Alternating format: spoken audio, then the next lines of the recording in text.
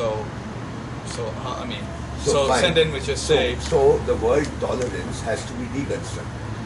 First of all, it has to be proudly understood by everyone at the same level. Sure. So that's a process under which you go. So if you say tolerance is a universal value, I will say first explain what that means. No, but that wouldn't be a universal value. No, I'm saying supposing. Yeah. I'm just taking a hypothetical. You said that the modern Western world has tolerance as a value. Yeah. And supposing it is proposed that this is a universal value, someone like me will question that to find out what does that mean. Yeah. And then that meaning, I will say no, I don't. I may say yes, this is fine, or I may say no, this is not. And there will be a discussion, there will be a dialogue there. So just the word, this is what is happening today, that the words have become far more important than the meaning of the word.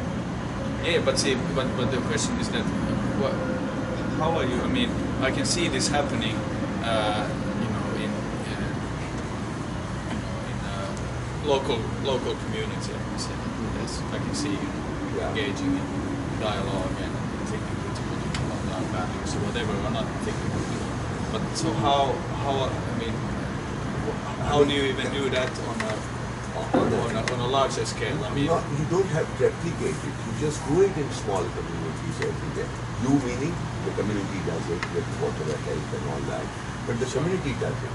And then that data is collated and found out if there is some commonality between different communities at the university. But why is that important? Because I'm talking in the context of post-war society.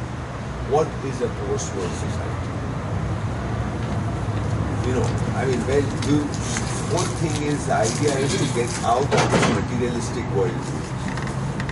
But you, I mean, this sounds weird because you're thinking that first we can chart values, and then we'll understand what the post-war society is. I see that very, very problematic. I feel that a large part of the world is already living that way. Of course, yeah. But it's people like us who are talking about it, but they're already living and they are under threat. So can that be that it is not, there's nothing has to be really done, it's already there. We just have to recognize it, acknowledge it and give them some space. Maybe this is a conclusion that will come to.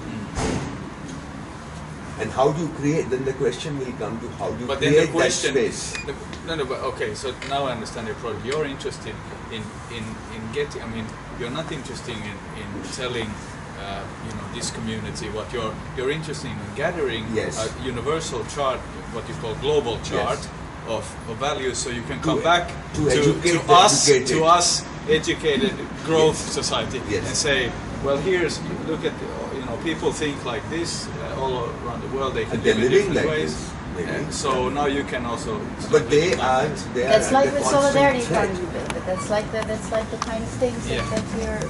But that, I see. I have kind of things solidarity economic groups are doing. Time seeing this is I mean, it's not.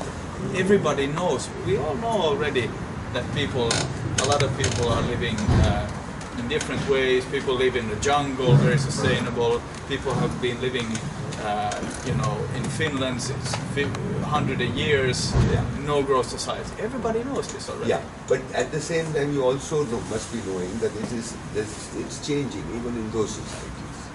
So what is it that it's changing for the worse? What is it? What are those things that which is are also making it? It's not.